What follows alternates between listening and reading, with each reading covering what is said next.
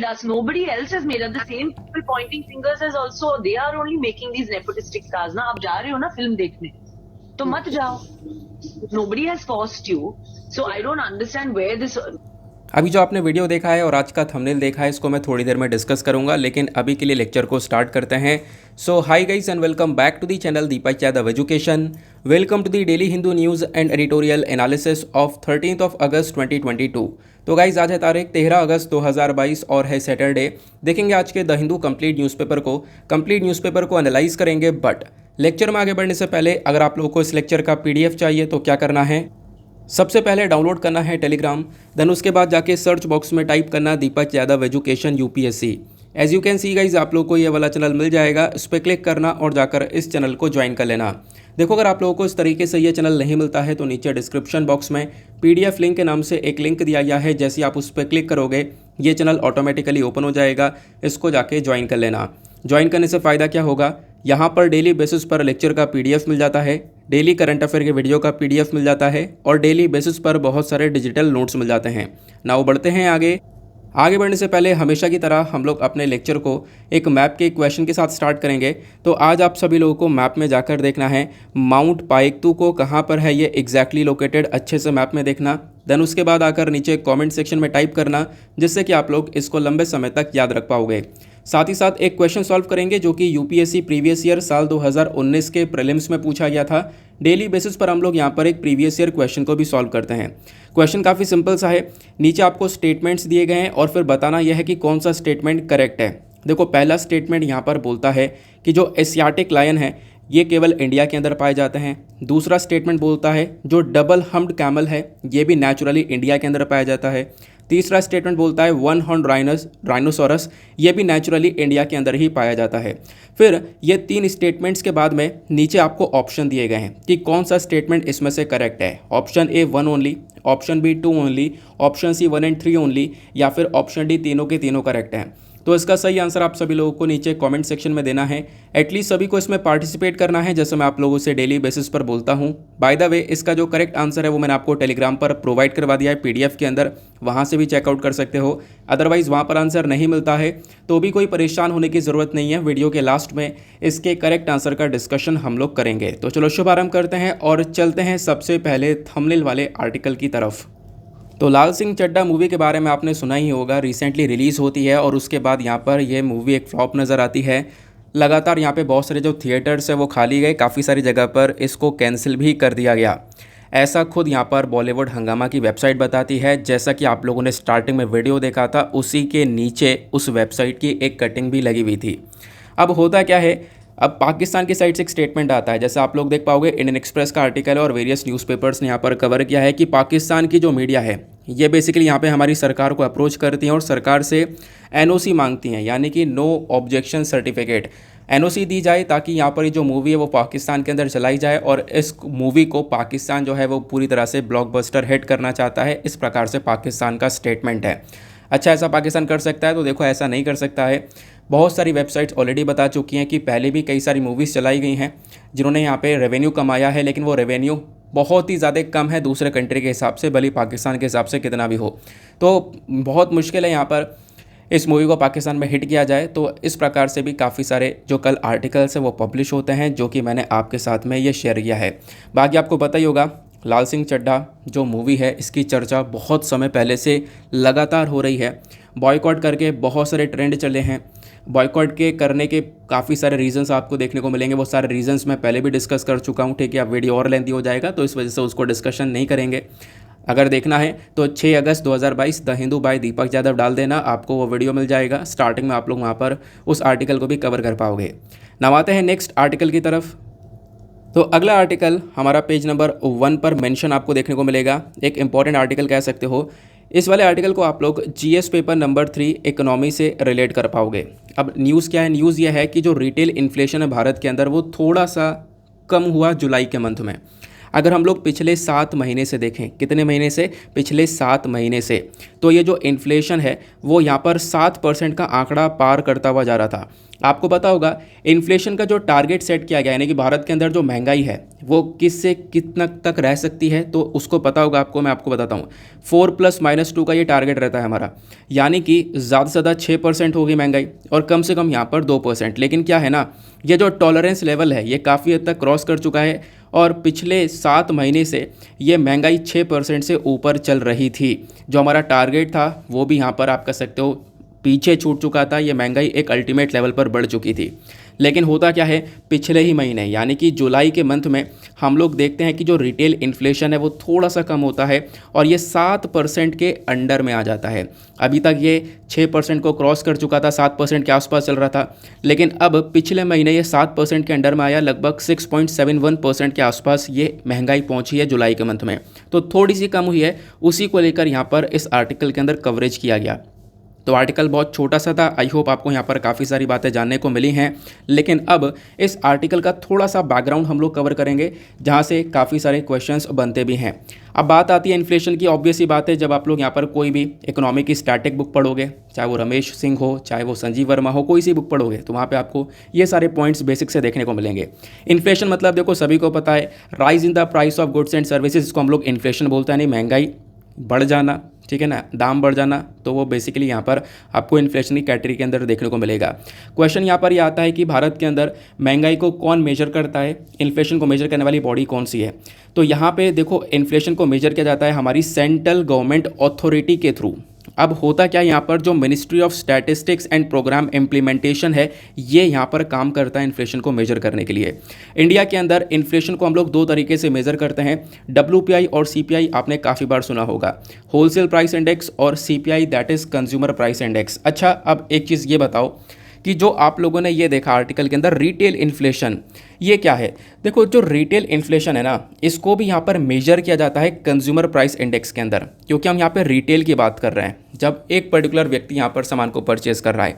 और जब होलसेल की बात होती है, यानी कि जब हम लोग बल्क में सामान की बात कर रहे हैं, इकट्ठा जब यहाँ पर उसकी प्राइस के अंदर चेंजेस आ रहे हैं, तो बेसिकली वो होलसेल के अंडर आता है। तो होलसेल का मतलब आपको पता ही है। तो होलसेल प्राइस इंडेक्स और रिटेल प्राइस इंडेक्स या फिर कंज्यूमर प्राइस इंडेक्स के बीच में क्या डिफरेंस होता है, ये आपको नीचे कॉमेंट सेक्शन बताना है।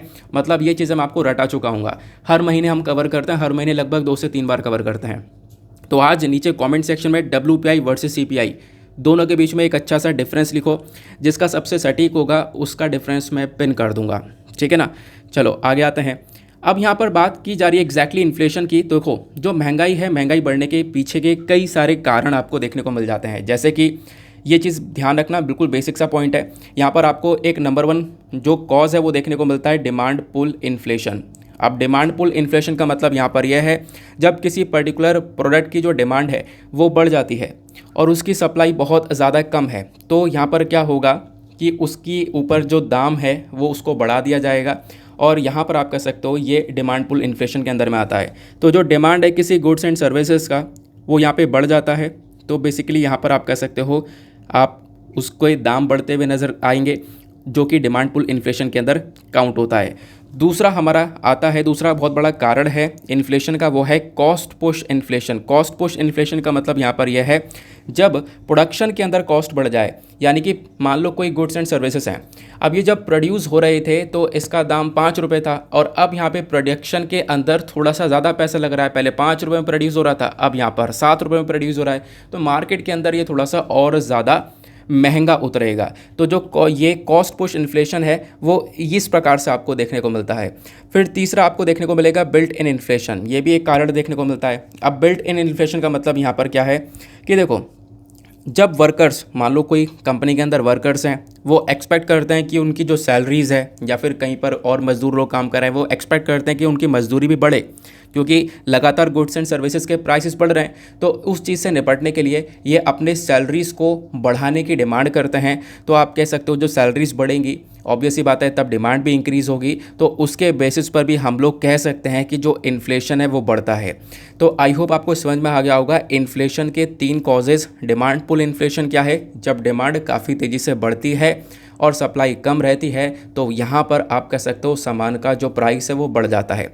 दूसरा कॉस्ट पुश इन्फ्लेशन, ये भी आपको समझ में आ गया होगा, जब कॉस्ट ऑफ प्रोडक्शन इंक्रीज हो जाती है, जब प्रोडक्शन के अंदर जो दाम है वो बढ़ जाता है।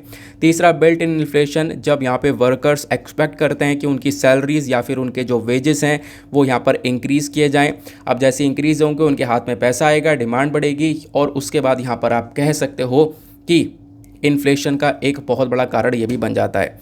क्लियर हो गया? तो ये मेन कॉजेज़ ऑफ इन्फ्लेशन आपको देखने को मिलेंगे। जो भी मैंने बातें बताई हैं अगर आप लोगों को लिखनी है तो यहाँ पर नीचे लिखित में भी प्रोवाइड करवा दी गई हैं। सिंपल हो गया। तो मतलब यार ये बेसिक सा कॉन्सेप्ट था, ये आप कोई स्टैटिक बुक पढ़ोगे ना तो उसके अंदर भी पढ़ना ही पढ़ना है। तो ये हमारा थोड़ा सा बैकग्राउंड था जो कि मैंने आप लोगों को समझाया। बाकी WPI CPI इससे भी बहुत ज़्यादा आसान है।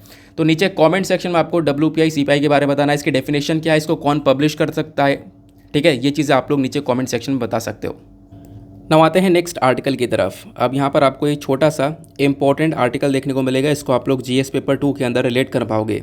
Centre begins scheme to rehabilitate beggars.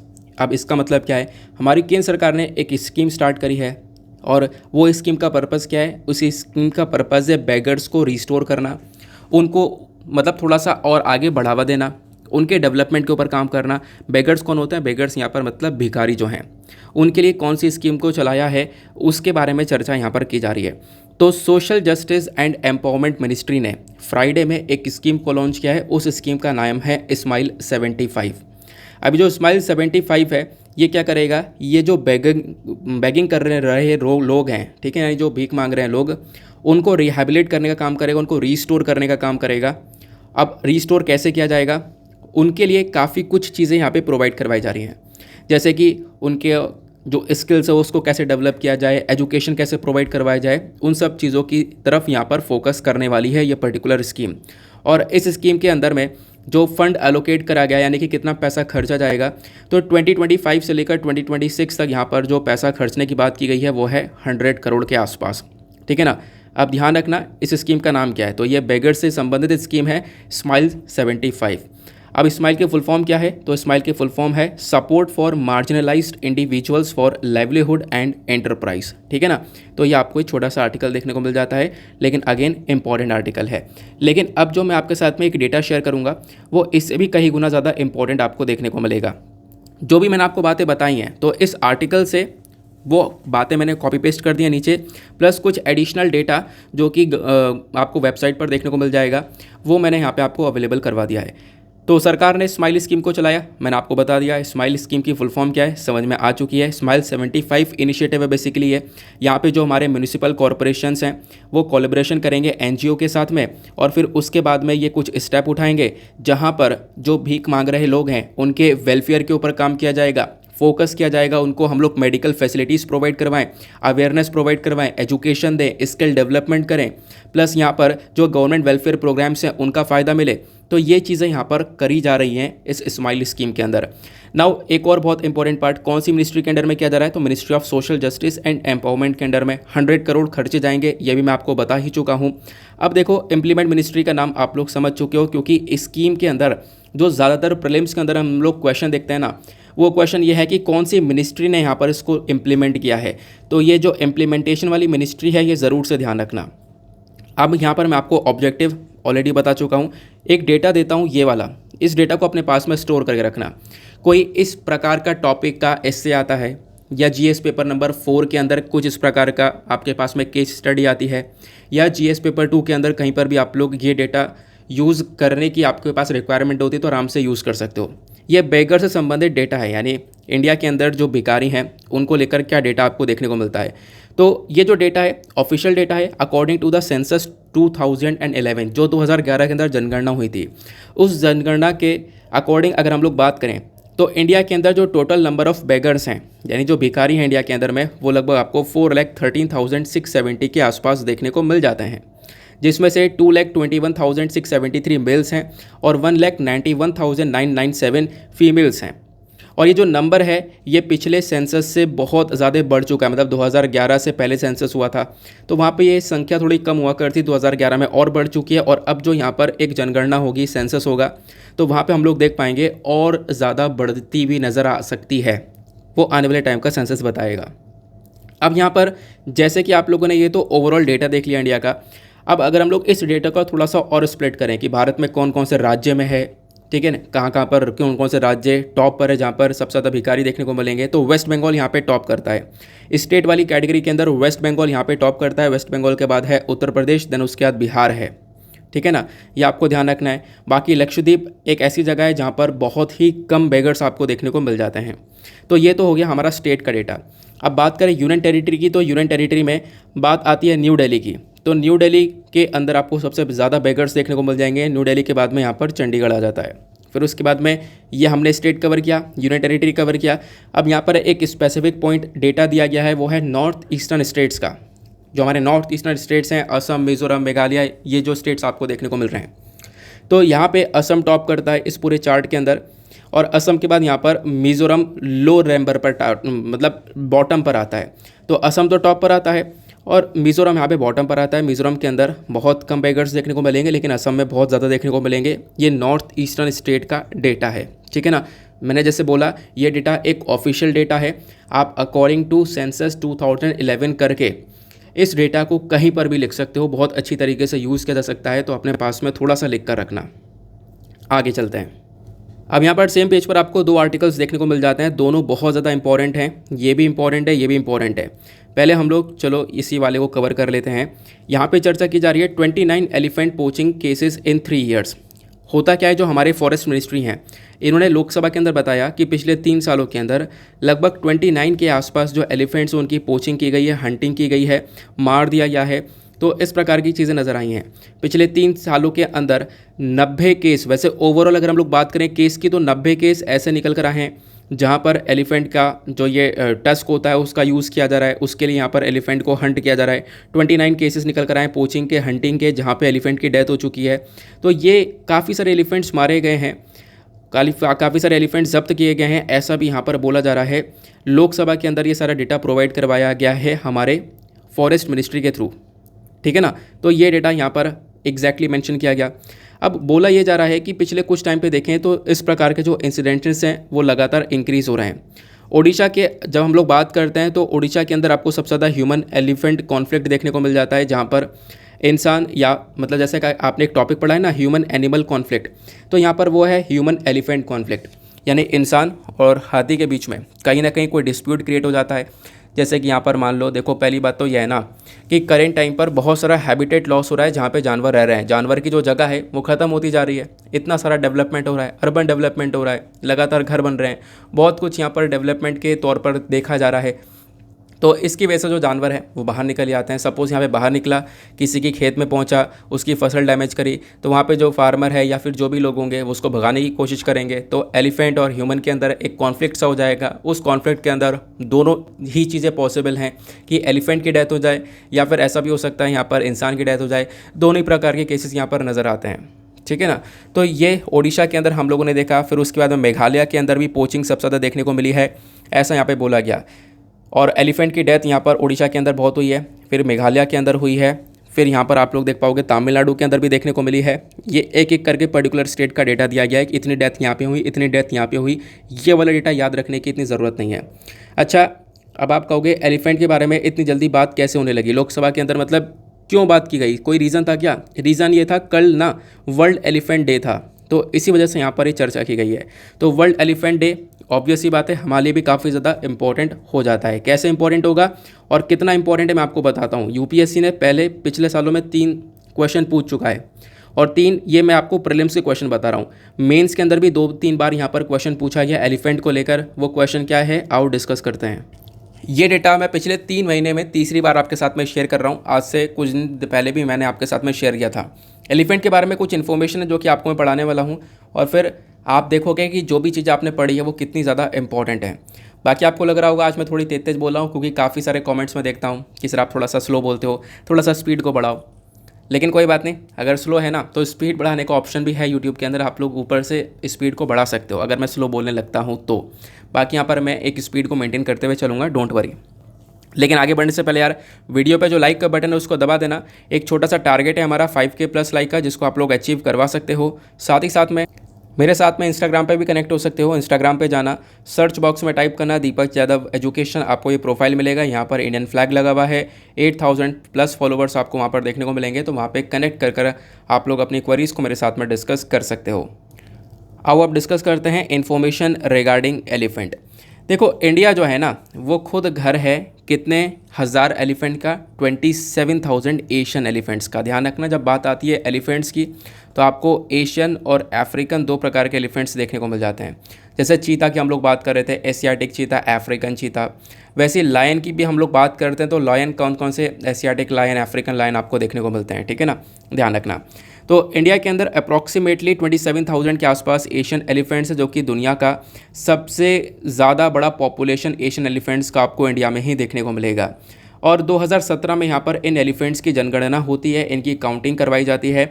Counting के दौरान पता चलता है कि कर्नाटका के अंदर सबसे ज़्यादा जनसंख्या है एलिफेंट्स की, लगभग 6049 के आसपास। और कर्नाटका के बाद में असम के अंदर है 5719 के आसपास। और फिर उसके बाद में केरला के अंदर आपको 3054 के आसपास की पॉपुलेशन देखने को मिल जाती है। क्वेश्चन ये आता है कि यह जो एशियन एलिफेंट है ये इंडिया के अंदर पाए जाते हैं, तो एशियन एलिफेंट के बारे में कुछ डेटा है जो कि आपको पता होना चाहिए। जैसे कि सबसे बड़ी बात, एशियन एलिफेंट की भी खुद की अपनी 3 प्रजातियां देखने को मिलती हैं। वो कौन कौन सी 3 सब स्पीशी हैं बेसिकली, उसमें आपको इंडियन एलिफेंट, उसके बाद में सुमत्रन, देन उसके बाद में श्रीलंकन भी देखने को मिल जाता है। बाकी ये जो डेटा है ये वेरी वेरी इंपॉर्टेंट कह सकते हो। जैसे कि सबसे पहला पॉइंट, ये जो एलिफेंट का ग्रुप होता है जिसको हम लोग एलिफेंट हर्ड बोलते हैं, इस एलिफेंट ग्रुप को कौन लीड करता है, यानी कि एक आगे चलने वाला सबसे बड़ा हाथी कौन सा देखने को मिलेगा, वो यहाँ पर आपको फीमेल मेंबर देखने को मिलती हैं, ठीक है ना, फीमेल मेंबर होती हैं। ध्यान में रखना, एलिफेंट ग्रुप को लीड किया जाता है फीमेल मेंबर के थ्रू। बाकी यहाँ पर एलिफेंट्स का एक लॉन्गेस्ट जेस्टेशनल पीरियड होता है, यानी जो प्रेगनेंसी का पीरियड होता है वो सबसे लंबा होता है, लगभग कितने दिन का, 680 दिन का, यानी 22 महीने तक का यहाँ पर प्रेगनेंसी पीरियड यहाँ पे चलता है एलिफेंट्स का। फिर एक और पॉइंट यहाँ पे ये देखने को मिलेगा कि जो फीमेल एलिफेंट्स हैं जो कि यहाँ पर बच्चे को जन्म दे सकती हैं 14 से 45 साल तक, ठीक है ना। तो इनका प्रेगनेंसी पीरियड मैंने आपको बताया, जो एक प्रेगनेंसी पीरियड है वो 22 महीने के आसपास तक का चलता है। बाकी यहाँ पर एक फीमेल एलिफेंट एक मतलब बेबी एलिफेंट को जन्म दे सकती है, कब से कब तक, 14 से लेकर 45 ईयर्स के बीच तक यहाँ पर वो बर्थ दे सकती है। बाकी दुनिया भर में जो पॉपुलेशन है, जनसंख्या है एशियन एलिफेंट की, वो कितनी है, वो लगभग यहाँ पर आपको 20,000 के से लेकर 40,000 के आसपास देखने को मिल जाती है। क्लियर हो गया। तो एलिफेंट्स को लेकर जो इन्फॉर्मेशन है मैंने आपको प्रोवाइड करवा दी है। आगे आते हैं। अब मैंने आपको बताया एलिफेंट्स जो हैं वो 2 प्रकार के देखने को मिलते हैं। एक तो एशियन एलिफेंट जिसके बारे में अभी आपने थोड़ा डिटेल से पढ़ा, और इसमें कुछ चीज़ें मिसिंग हैं। वो मिसिंग चीज़ क्या है कि जब भी आप लोग किसी जानवर के बारे में पढ़ते हो तो उसका IUCN status, wild life protection act और साइट स्टेटस, ये नहीं पढ़ोगे तो एग्ज़ाम के अंदर क्वेश्चन नहीं कर पाओगे, क्योंकि क्वेश्चन ज़्यादातर यहीं से बनता है, ऐसा हमारा प्रीवियस ईयर क्वेश्चन पेपर का एनालिसिस बोलता है। यानी पिछले सालों में कुछ इस प्रकार से ही क्वेश्चन पूछे गए हैं। तो एशियन एलिफेंट का जो IUCN रेड लिस्ट स्टेटस है वो एंडेंजर्ड कैटेगरी के अंदर है, यानी अगेन यहाँ पर इसकी संख्या थोड़ी सी खतरे में देखने को मिलती है। बाकी वाइल्ड लाइफ प्रोटेक्शन एक्ट 1972 के अंदर इसको शेड्यूल 1 में रखा गया है। मतलब यह है कि इसको एक रिगोरस प्रोटेक्शन दे रखी है कि हम लोग इसको पूरी तरह से प्रोटेक्ट करेंगे। अगर कोई इसकी हंटिंग करता है तो उसके ऊपर हाई पेनल्टी चार्ज की जाएगी। बाकी साइट्स के अंदर अपेंडिक्स 1 के अंदर रखा गया है। अपेंडिक्स 1 में रखने का मतलब यह है कि इंटरनेशनल लेवल पर व्यापार में एक तरीके से काफ़ी सारे रिस्ट्रिक्शंस देखने को मिल जाते हैं एशियन एलिफेंट को लेकर। तो ये तो हो गया स्पेसिफिकली एशियन एलिफेंट के बारे में। बाकी अगर हम लोग बात करें अफ्रीकन एलिफेंट के बारे में, तो अफ्रीकन एलिफेंट की आपको 2 सब प्रजातियाँ देखने को मिलती हैं। एक है सवाना और दूसरा यहाँ पर आप कह सकते हो फॉरेस्ट एलिफेंट, ठीक है ना।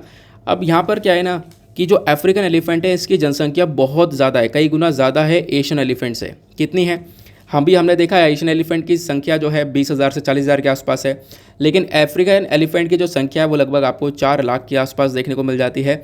और IUCN रेड लिस्ट स्टेटस में वल्नरेबल कैटेगरी में, मतलब इतनी ज़्यादा खतरे में नहीं है इनकी जनसंख्या, वो वल्नरेबल कैटेगरी में आती है। लेकिन एशियन एलिफेंट की संख्या थोड़ी सी खतरे में आपको देखने को मिल जाती है।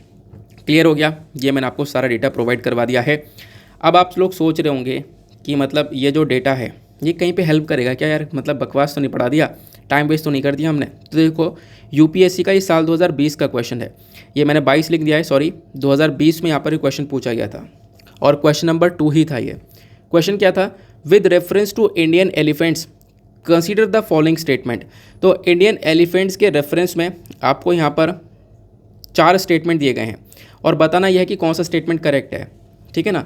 जैसे आज का आपका प्रीवियस ईयर का जो क्वेश्चन है ना, वीडियो के स्टार्टिंग में जो आपसे पूछा गया था, वो भी यहाँ पर कुछ इसी प्रकार से एनिमल से संबंधित है। तो यहाँ पर इंडियन एलिफेंट के रिस्पॉन्स में पहला स्टेटमेंट ये बोलता है कि जो लीडर होता है एलिफेंट ग्रुप का, वो एक फीमेल लीडर होता है। दूसरा स्टेटमेंट बोलता है, देखो अभी तो हमने डिस्कस किया था, हाँ बिल्कुल सही बात है, जो एलिफेंट का ग्रुप होता है वो बेसिकली यहाँ पर फीमेल लीडर के थ्रू एक तरीके से लीड किया जाता है, उसकी लीडर फीमेल होती हैं। तो एक पहला स्टेटमेंट तो करेक्ट हो गया। दूसरा स्टेटमेंट यहाँ आपको देखने को मिलेगा, बोला जाता है कि जो एलिफेंट का मैक्सिमम जेस्टेशनल पीरियड यानी प्रेगनेंसी पीरियड है वो 22 महीने तक का हो सकता है। बिल्कुल सही बात है, अभी हमने थोड़ी देर पहले पढ़ा है। तीसरा स्टेटमेंट बोलता है कि जो ये एक एलिफेंट है ना, वो यहाँ पर अपने एक बच्चे को जन्म दे सकता है केवल 40 साल तक, 40 ईयर्स ओनली। तो ये स्टेटमेंट तो गलत हो जाएगा, क्योंकि अभी हमने पढ़ा था कि जो एक एलिफेंट है वो अपने बच्चे को जन्म दे सकता है 45 साल तक, तो यहाँ पर 45 तक। तो थर्ड स्टेटमेंट हो जाता है रॉन्ग। फोर्थ स्टेटमेंट देखोगे, फोर्थ स्टेटमेंट क्या बोलता है, जब हम लोग इंडिया के अंदर स्टेट्स की बात करते हैं तो सबसे ज़्यादा जो पॉपुलेशन है एलिफेंट्स की, इंडियन एलिफेंट्स की, वो आपको केरला में देखने को मिलेगी। तो ये भी गलत है। क्यों? क्योंकि सबसे ज़्यादा पॉपुलेशन आपको कर्नाटका के अंदर देखने को मिल जाती है 6000 के समथिंग, जैसे मैंने अभी आपके साथ में डिस्कस किया था।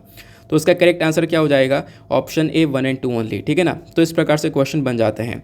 बाकी आप लोग देखोगे, जैसे मैंने बोला था कि ये ध्यान रखना, ये एंडेंजर्ड कैटेगरी में आता है, ये वल्नरेबल कैटेगरी में आता है। ये क्यों ध्यान रखना? क्योंकि यूपीएससी ने साल 2012 में भी इस प्रकार से क्वेश्चन पूछा था। क्वेश्चन ये था कि which one of the following group of animal belongs to the category of endangered species. यहाँ पे आपको 4-4, 5-5 जानवरों के नाम दे दिए गए ऑप्शन के अंदर, और यहाँ पे बताना है कौन से ग्रुप ऐसा है जो कि एंडेंजर्ड स्पीशी के अंदर में आता है, ठीक है ना। उस समय चर्चा में होगा, ये सारे जानवर उस साल चर्चा में रहे होंगे, तो इस वजह से यहाँ पर इन जानवर के बारे में क्वेश्चन पूछ लिया गया था। बाय द वे, इसका जो करेक्ट आंसर आपको ए देखने को मिल जाएगा। क्लियर हो गया? आई होप आपको यहाँ पर ये काफ़ी अच्छे से समझ में आ चुका है। तो ये ध्यान रखना। बाकी यहाँ पर एलिफेंट्स को बचाने के लिए हम लोग काफ़ी सारे स्टेप्स उठा रहे हैं, ध्यान रखना। जैसे एक माइक स्टेप चलाया गया है। माइक का फुल फॉर्म क्या है? Monitoring the illegal killing of elephants programme. इसको 2003 के अंदर लॉन्च किया गया था, जहाँ पे जो अवैध तरीके से एलिफेंट्स को मारा जा रहा है उसको यहाँ पे हम लोग मॉनिटर करने का काम करते हैं। उसका तो प्रोजेक्ट एलिफेंट को चलाया गया, काफ़ी सारे स्टेप्स उठाए गए ताकि हम लोग जो ह्यूमन और एलिफेंट का कॉन्फ्लिक्ट है उसको हम लोग रोक सकें, ये ध्यान रखना। तो देखो ऐसे भी क्वेश्चन बना है, साल 2017 में यूपीएससी ने क्वेश्चन पूछा था। जैसे मैंने भी आपको बताया ना, एलिफेंट्स की प्रोटेक्शन के लिए यहाँ पे बनाया गया माइक प्रोग्राम को, वैसे यहाँ पर एक क्वेश्चन आता है 2017 के अंदर। 2017 में क्वेश्चन पूछा गया, ये जो टर्म है एम स्ट्राइप, ये कभी कभी न्यूज़ में देखने को मिलती है। ये एम स्ट्राइप टर्म किस कॉन्टेक्स्ट में यूज़ की जाती है? Option A captive breeding of wild fauna, option B maintenance of tiger reserves, option C indigenous satellite navigation system, या फिर option D security of national highways. तो इसका करेक्ट आंसर क्या है? तो इसका करेक्ट आंसर आपको आंसर बी देखने को मिलेगा। टाइगर रिजर्व्स को मेंटेन करने के लिए एम स्ट्राइप्स को चलाया गया था, ठीक है ना। एम स्ट्राइप्स की फुल फॉर्म क्या है? Monitoring system for tiger intensive patrolling and ecological status. जैसे माइक वाला मैंने आपको पढ़ाया। तो काफ़ी सारे क्वेश्चंस बनने के चांसेस, आई होप आपको एक बहुत अच्छा डेटा यहाँ पे प्रोवाइड करवा दिया गया है। नाम आते हैं नेक्स्ट आर्टिकल पर। नेक्स्ट आर्टिकल में बात की गई है एसेंशियल कमोडिटीज़ एक्ट के बारे में। देखो रिसेंटली क्या होता है, मैं आपको समझाता हूँ। जो हमारी दाल के प्राइसेस है वो काफ़ी बढ़ जाते हैं, खासकर यहाँ पे तूर दाल की बात की जा रही है। इनके दाम बहुत ज़्यादा बढ़े, जुलाई के मंथ के बीच की बात है। रिपोर्ट्स यहाँ पे बताती ये हैं कि दाम बढ़ रहे थे, उसके बावजूद भी यहाँ पर जो सेल्स वगैरह हैं उसको रिस्ट्रिक्ट कर लिया गया, यानी जो बिक्री हो रही थी उसके ऊपर काफ़ी सारी रोक टोक लगाई गई है। इसी वजह से केंद्र सरकार यहाँ पे लागू करती है एसेंशियल कमोडिटीज़ एक्ट 1955 को। तो ये जो एक्ट है ना, ये 1955 का है, 1955 का ध्यान रखना। इस एक्ट के अंदर क्या किया जाता है, जो एसेंशियल कमोडिटीज़ हैं उसको लेकर आने की बात की जाती है। अब क्या है, कैसे आता है, मैं आपको समझाता हूँ आगे। तो यहाँ पर कुछ डायरेक्शन वगैरह इशू करा गया था 12 अगस्त 2022 में कि देखो जो इन्फ्लेशन है, अब जो रिटेल इन्फ्लेशन की बात की जा रही है, जो कि मैं आपको पढ़ा चुका हूँ अभी थोड़ी देर पहले फ्रंट पेज पर। जो रिटेल इन्फ्लेशन है वो अभी थोड़ा सा कम हो जाता है, वो सारी बातें यहाँ पे बताई गई हैं। लेकिन एक टाइम पर जुलाई के मंथ के बीच की बात है, तूर दाल के जो दाम है वो लगातार इंक्रीज़ हो रहे थे। रीज़न कई सारे थे कि कई जगह पर जहाँ पे हम लोग दाल का प्रोडक्शन करते हैं वहाँ पे बारिश बहुत ज़्यादा हो गई, जैसे कि कर्नाटका, महाराष्ट्र, मध्य प्रदेश, यहाँ पे दाल का प्रोडक्शन बहुत ज़्यादा होता है। तो एक्सेस रेनफॉल हुआ, यहाँ पे कहीं पर पानी इकट्ठा हो गया, जिसकी वजह से जो तूर दाल की ग्रोथ थी वो काफ़ी हद तक थम गई थी। जिसकी वजह से मार्केट के अंदर इसके दाम बढ़ रहे थे। अब हो क्या रहा है, काफ़ी सारी जगह पर इसकी सप्लाई के ऊपर, इसकी सेल के ऊपर रिस्ट्रिक्शंस यहाँ पे लगा दी गई हैं, ऐसा यहाँ पर बोला जा रहा है।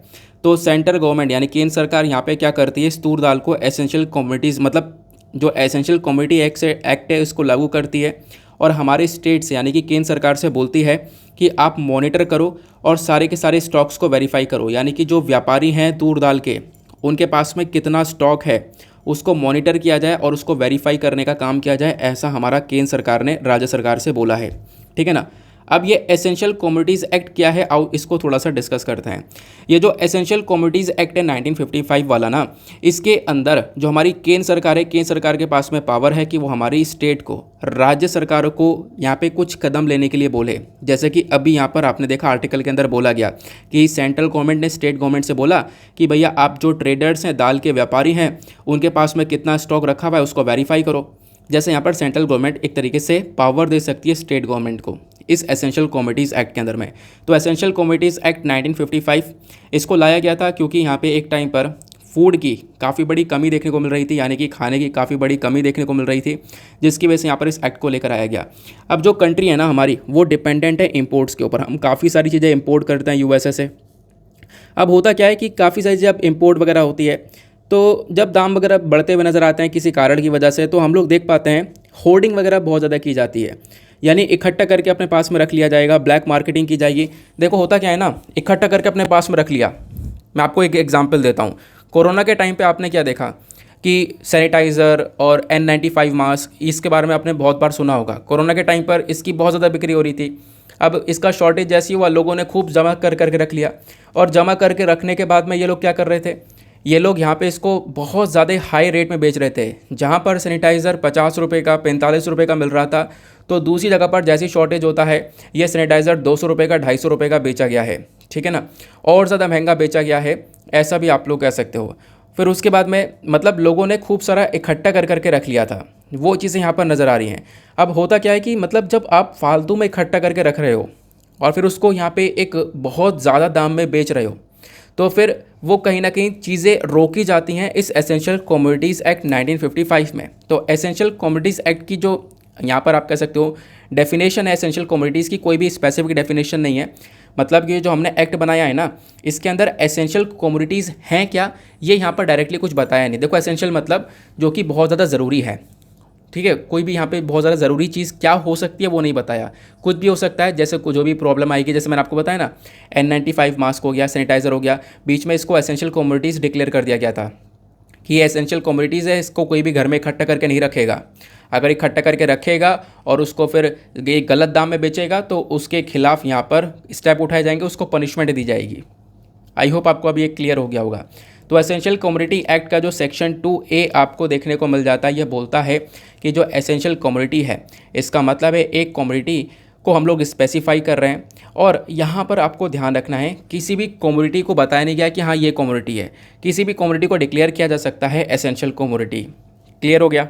बाकी यहाँ पर पावर किसके हाथ में, ये हमारी सरकार के हाथ में, खासकर सेंट्रल गवर्नमेंट के हाथ में पावर है कि वो किसी भी कमोडिटी को, किसी भी सामान को इस एसेंशियल कमोडिटीज़ एक्ट के अंदर में ऐड कर सकते हैं या यहाँ से रिमूव भी कर सकते हैं। तो केंद्र सरकार के पास में पावर है, और केंद्र सरकार जैसी सेटिस्फाई होती है और यहाँ पर सोचती है कि देखो पब्लिक इंटरेस्ट के हिसाब से यहाँ पर सारा काम हो रहा है, तो यहाँ पर अब स्टेट गवर्नमेंट के साथ में भी काफ़ी सारी कंसल्टेशन करने के बाद में स्टेट गवर्नमेंट को भी काफ़ी सारी पावर्स प्रोवाइड करवाने का काम करती है। तो बेसिकली एसेंशियल कमोडिटीज़ एक्ट 1955 का मेजर ऑब्जेक्टिव क्या है कि इन्फ्लेशन को रोकना, क्योंकि लोगों ने सामान खूब सारा इकट्ठा कर करके रख लिया, इसकी वजह से शॉर्टेज हुआ, अब लोग बहुत महंगा बेच रहे हैं। तो ये जो इन्फ्लेशन है इसको रोकने का काम करता है ECA। यहाँ पे हमारी सेंट्रल गवर्नमेंट क्या करती है, स्टेट गवर्नमेंट को यहाँ पर एक इनेबल करती है कि आप यहाँ पर इन चीज़ों के ऊपर कंट्रोल लगाओ। बाकी ध्यान रखना, एसेंशियल कमोडिटीज़ एक्ट को लागू करने वाली एजेंसी कौन सी है, तो यह है ministry of consumer affairs, food and public distribution. ये बेसिकली यहाँ पर इस एक्ट को इम्प्लीमेंट करता है। आई होप आपको क्लियर हो चुका होगा। अब इस एक्ट का इम्पैक्ट क्या पड़ेगा, देखो होगा क्या, जैसे ही मान लो हमने किसी पर्टिकुलर कमोडिटी को एसेंशियल कमोडिटी एक्ट के अंदर लेकर आ गए, तो होगा यह कि जो सरकार है वो यहाँ पर उस पर्टिकुलर कमोडिटी का प्रोडक्शन कंट्रोल कर सकती है, उसकी सप्लाई के ऊपर कंट्रोल कर सकती है, स्टॉक के ऊपर एक लिमिट लगा सकती है कि भाई इससे ज़्यादा कोई भी अपने पास जमा करके नहीं रखेगा, अगर जमा करके रखता है तो उसके खिलाफ पेनल्टी चार्ज की जाएगी। आई होप आपको यहाँ पर बहुत अच्छे से ये सारी चीज़ें क्लियर हो चुकी हैं। नाउ चलते हैं नेक्स्ट इम्पॉर्टेंट आर्टिकल की तरफ। अगला आर्टिकल क्या है?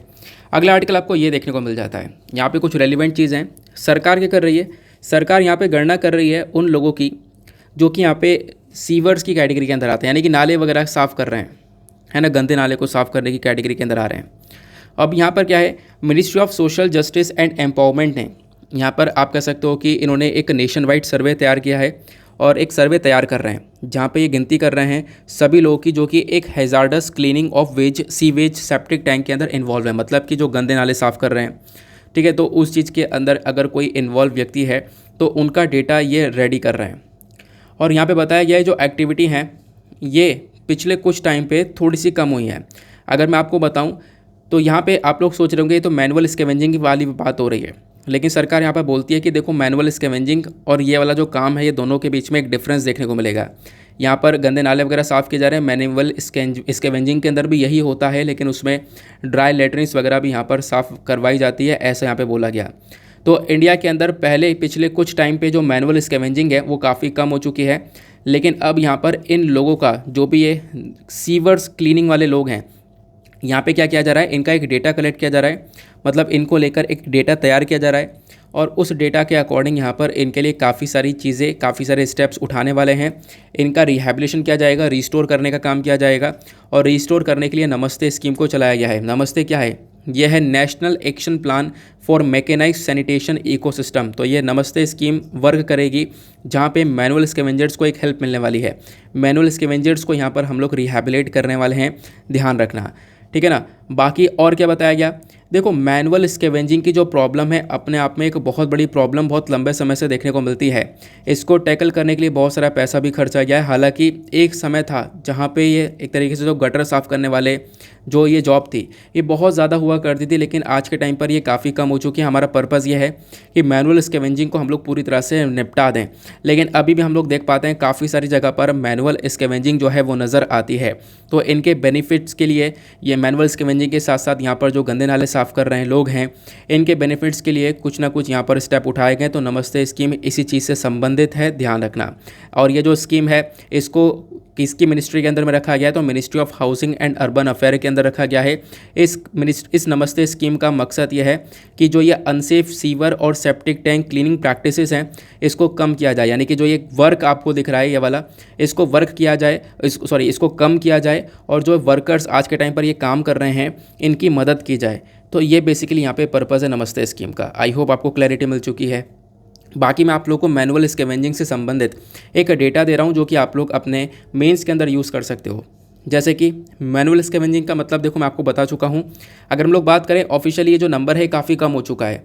साल 2008 के अंदर देखोगे तो जो मैनुअल स्कैवेंजर्स है वो लगभग 7,70,000 के आसपास थे और 2018 के अंदर ये 42,303 के आसपास आपको देखने को मिलेंगे।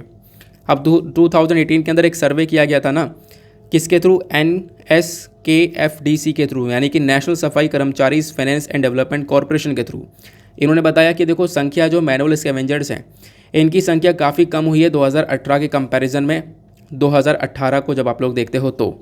बाकी क्या क्या स्टेप्स उठाए गए मैनुअल स्कैवेंजिंग को कम करने के लिए, क्योंकि ये डायरेक्टली मेंस के अंदर पूछ ले जाते हैं कि कौन कौन से सरकारी इनिशिएटिव्स हैं, कौन कौन से गवर्नमेंट ने इनिशिएटिव उठाए हैं मैनुअल स्कैवेंजिंग को इरेडिकेट करने के लिए, कम करने के लिए।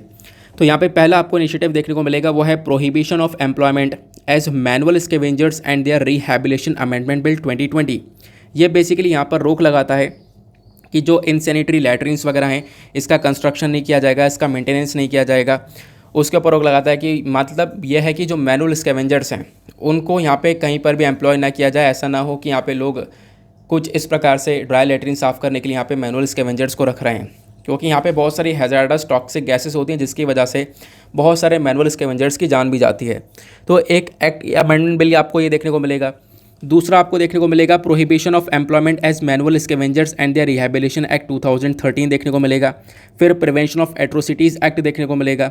नेशनल कमीशन फॉर सफाई कर्मचारी देखने को मिलेगा। स्वच्छ भारत मिशन देखने को मिलेगा। तो ये कुछ इनिशिएटिव्स हैं जिन इनिशिएटिव्स के माध्यम से हमने मैनुअल स्कैवेंजिंग को काफ़ी हद तक कम कर दिया है जब हम लोग इसको देखते हैं 2008 के कंपैरिजन में। तो आई होप आपको ये अच्छी तरीके से क्लियर हो चुका है। जो भी डेटा प्रोवाइड किया गया है वो सब आपको पीडीएफ में मिल जाता है। वो पीडीएफ कहाँ पे मिलेगा? टेलीग्राम पर जाना, सर्च बॉक्स में टाइप करना दीपक यादव एजुकेशन, आपको पता ही है जैसे मैंने स्टार्टिंग में बताया। वहाँ पे पीडीएफ जब डाउनलोड करोगे तो पीडीएफ में आपको ये आर्टिकल लिखा हुआ मिलेगा, आर्टिकल के बराबर में ये वाला सिंबल मिलेगा। इसको सिंबल को ओपन करने के लिए क्या करना पड़ेगा? एडोब एक्रोबेट करके यहाँ पर एक ऐप आता है, उसको डाउनलोड कर लेना। और जैसे ही आप लोग उस ऐप में ये वाला पीडीएफ ओपन करोगे आपको ये पॉइंट्स दिखने लगेंगे। जैसे आप इस पर टैप करोगे ये पॉइंट्स ओपन हो जाएंगे और इसको यहाँ पे आराम से आप लोग एडिट वगैरह भी कर सकते हो यहाँ से। ये जो 3 डॉट्स दिख रहे हैं यहाँ से, ठीक है ना। आगे आते हैं। नौ एक और छोटा सा आर्टिकल आपको ये देखने को मिलेगा जो ओंगोले ब्रीड ऑफ कैटल है, यानी कि यहाँ पर आपको गाय की एक ब्रीड देखने को मिलेगी, ओंगोले या ओंगोल कहोगे। तो ये जो कैटल है ना, इसका वापस से यहाँ पर यूज़ करने की बात की जा रही है। रिसेंट टाइम पे क्या हुआ, देखो बोला जा रहा है कि ये जो बुल्स हैं इनका इस्तेमाल किया जाता था एग्रीकल्चर के अंदर, लेकिन बाद में टेक्नोलॉजी इतनी आई, ट्रैक्टर्स वगैरह का इस्तेमाल होने लगा। लेकिन अभी जो डीजल के प्राइसेस हैं वो ऑलमोस्ट 100 रुपीज़ टच कर चुके हैं। तो अभी खर्चा बहुत लगता है एक छोटे से एरिया को अगर हम लोग यहाँ पे इसको हार्वेस्ट करें तो यहाँ पे जो बुल्स हैं इनका वापस से यूज़ हो रहा है, ऐसा यहाँ पे बोला गया। तो आंध्र प्रदेश के जो फार्मर्स हैं ना, वो यहाँ पर इस प्रकार की जो इस ब्रीड की जो गायें हैं उनका इस्तेमाल करते हैं मिल्क के लिए, क्योंकि उनके मिल्क के अंदर बहुत सारी आपको बेनिफिट्स देखने को मिलते हैं। प्लस यहाँ पर इन बुल्स का इस्तेमाल किया जाता है सामान को खींचने के लिए, क्योंकि इन बुल्स के अंदर एक अल्टीमेट लेवल पर यानी नेचुरली बहुत ज़्यादा स्ट्रेंथ देखने को मिलती है, बहुत ज़्यादा जान देखने को मिलती है। फिर उसके बाद यहाँ पे बोला गया जो इस ब्रीड के आपको काऊ देखने को मिल रही है ना, उस गाय से, उस गाय के मिल्क से काफ़ी सारा डेयरी प्रोडक्ट्स बनाया जाता है। उस गाय के मिल्क के अंदर आपको अलग से काफ़ी कुछ देखने को मिलेगा। वो A2 काऊ एक प्रीमियम मिल्क देखने को मिलता है जिसके अंदर allele of beta casein present है, ऐसा यहाँ पर बोला गया। और ये जो चीज़ है ना, ये आपकी हेल्थ के लिए बहुत ज़्यादा इंपॉर्टेंट है, ऐसा यहाँ पर बोला जा रहा है। पेशेंट्स के लिए बहुत ज़्यादा इंपॉर्टेंट है। कोरोना वायरस में इम्यूनिटी को डेवलप करने के लिए भी यहाँ पर इस मिल्क का काफ़ी ज़्यादा यूज़ किया गया है। तो ये सारी इंपॉर्टेंस बताई जा रही है ओंगोल ब्रीड ऑफ कैटल के बारे में। तो ये ओंगोल ब्रीड क्या है, आओ थोड़ा सा और डिटेल से चलते हैं। यहाँ पर आपसे पूछा जा सकता है तो ओंगोल किस चीज़ से संबंधित है? ध्यान रखना, एनिमल से संबंधित है। कैटल की एक ब्रीड आपको नज़र आती है। अब ये जो ओंगोल है एक इंडिजिनियस कैटल है, यानी कि ये आप कह सकते हो कि इंडिया के अंदर ओरिजिनेट हुआ है। खासकर आंध्र प्रदेश का जो स्टेट है प्रकाशम डिस्ट्रिक्ट, वहाँ पर एक तरीके से ये ओरिजिनेट हुआ। और ये जो ब्रीड है इसका नाम वहीं से पड़ा है, उस जगह के नाम से पड़ा है, उस जगह का नाम ओंगोल था, तो वहीं से यहाँ पे ये नाम देखने को मिलेगा। ना ये जो ओंगोल ब्रीड ऑफ कैटल आपको ये देखने को मिलती है, इसकी डिमांड बहुत ज़्यादा है, क्योंकि इसके अंदर खास बात ये भी है कि इसको कोई बीमारी जल्दी लगती नहीं है। प्लस यहाँ पे इस ब्रीड के बारे में स्पेशलिटी क्या क्या है मैं आपको बता ही चुका हूँ कि जो स्ट्रेंथ है वो बहुत ज़्यादा आपको देखने को मिल जाएगी। और जो मिल्क है उसमें एक अल्टीमेट लेवल की यहाँ पर जो चीज़ें हैं A2 मिल्क उसको बोला जाता है, वो पाई जाती हैं, जो कि इम्यूनिटी डेवलपमेंट के लिए काफ़ी अच्छा मानी जाती हैं। प्लस यहाँ पर ये जो इनके अंदर स्ट्रेंथ है वो तो है ही, साथ ही साथ में इनके पास में एक नेचुरल टॉलरेंस है टू ट्रॉपिकल हीट, यानी कि गर्मी को बर्दाश्त करने का भी एक बहुत बड़ा टॉलरेंस देखने को मिल जाता है, बीमारी कोई लगेगी नहीं। तो ये सारे फ़ायदे यहाँ पर इस ब्रीड के अंदर देखने को मिलते हैं। दुनिया भर के अंदर ये जो ओंगोल वाले बुल्स हैं इनका इस्तेमाल किया जा रहा है, जैसे America, Netherlands, Malaysia, Brazil, Argentina, Colombia, उसके बाद Mexico, Paraguay, Indonesia, West Indies, ये सारे देश जो है ना इस वाली ब्रीड का इस्तेमाल कर रहे हैं। और बहुत सारी जगह पर बुल फाइटिंग वगैरह का गेम होता है, तो वहाँ पर भी आप कह सकते हो इस ब्रीड का इस्तेमाल किया जाता है बुल फाइट्स के लिए। बाकी आंध्र प्रदेश और तमिलनाडु के अंदर भी जो बुल फाइट्स हुआ करती थी ट्रेडिशनल भी, उसके अंदर भी इन बुल्स का पार्टिसिपेशन किया जाता था। तो आई होप आपको यहाँ पर इस बुल के बारे में समझ में आ गया है। ध्यान रखना ओंगोल किस चीज़ से संबंधित है। नाउ चलते हैं अगले आर्टिकल पर। वैसे अभी हम लोग पहले एडिटोरियल डिस्कशन करेंगे, देखेंगे आज के इंपॉर्टेंट एडिटोरियल्स को।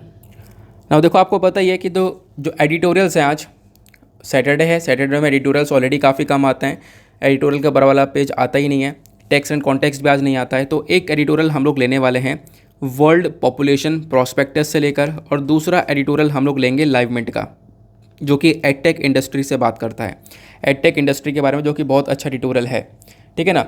तो आप लोग यहाँ पर देख पाओगे एडिटोरियल पेज को, तो एक पर्टिकुलर एडिटोरियल ये वाला है जो कि आपके लिए बहुत ज़्यादा रेलिवेंट है। ध्यान रखना, आपको एडिटोरियल की चॉइस करनी आनी चाहिए कि आपके एग्ज़ाम के लिए क्या इंपॉर्टेंट है। ये तीनों पढ़ोगे आपको हेल्प नहीं करेगा, ये अकेला आपको बहुत ज़्यादा हेल्प करने वाला है। इन वाले आर्टिकल को स्किप कर दिया करो, जब भी कभी कुछ यूनिक आता है ना तभी डिस्कस करता हूँ मैं आपके साथ में, वरना ये चीज़ें यहाँ पर ये वाला जो पोर्शन है बिल्कुल बेकार रहता है। इन पोर्शन को मैं हमेशा से बोलता आया हूँ कि आप लोग स्किप कर दिया करो।